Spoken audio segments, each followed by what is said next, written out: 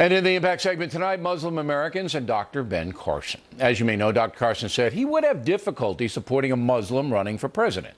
Upon hearing that, the PC crowd, always looking to demonize, immediately branded Carson a bigot.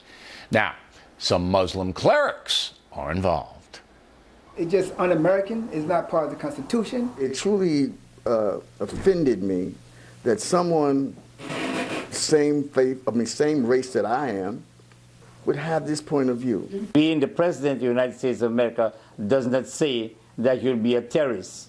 Do not say that you'll be against Christianity, Judaism, Hinduism, or any other religion. 9/11 was a crime, and it should be judged as a crime. It should not be something which you will stigmatize, demonize, or criminalize a whole entire race or people. And joining us now from Washington is Dr. Carson. So what do you say, first off, to those imams?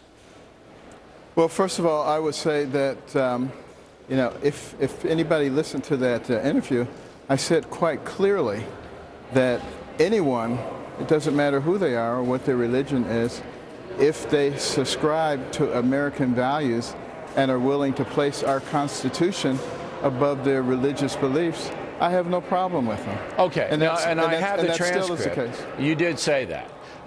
But you also said, I would not advocate that we put a Muslim in charge of this nation. So if you said, I would not advocate we put a Catholic in charge of the nation, as some people did when Alf Landon ran for president and Kennedy ran, or if you said, I don't advocate we put a Jewish person in the White House, you would get the same outcry, probably more outcry. So do you see the point of the other side? No. I wouldn't advocate that we put a Christian in there either if their agenda was a theocracy, if they were not willing to subject their religious beliefs to the Constitution. I would not advocate for them either. Okay, but you see how loaded this whole thing is loaded. It's loaded. And I want to point out to the audience, in case they didn't see your interview with NBC, this came after the Trump was questioned in New Hampshire where the guy said, there's Muslim training camps and Obama's a Muslim, and Trump didn't say anything to him one way or the other. And then so they brought this to you. Number one, do you think the question you were asked by the NBC guy was meant to trip you up? Do you believe the question was meant to be loaded and put you in a bad spot? Whether it was or not, I don't mind answering the question because I'm not a politician. So I'm not going to be looking for the politically correct answer. I'm going to be looking for the truth. And the fact of the matter is, this is America. We have our own set of values and principles. I'm not willing to subjugate that to another belief system, to another philosophy. This is America.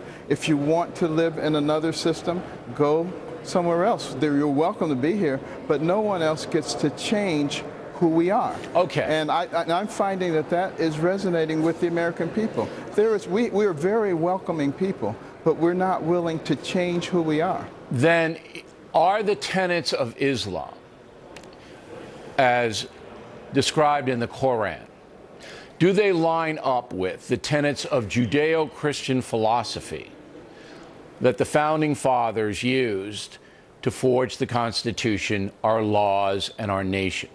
Tenets of Islam, Judeo-Christian philosophy, do they line up together? I don't believe that they do. When I look at Islamic nations, what I see are people who don't give women equal rights. In some places, women aren't even allowed to drive. But that's political, not religious, though. I know they use the religious as an excuse, but in some Muslim nations like Morocco, you don't have that. It depends on the politics of the country, does it not?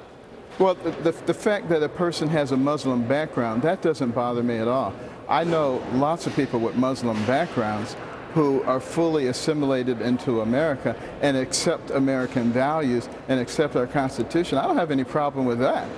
But this question was asked of me in the context of me having already said that, which would implicate that you're talking about somebody who doesn't share those values. Hey, look, it's an intellectual argument that the press, of course, and I don't know if the imams even heard what you said.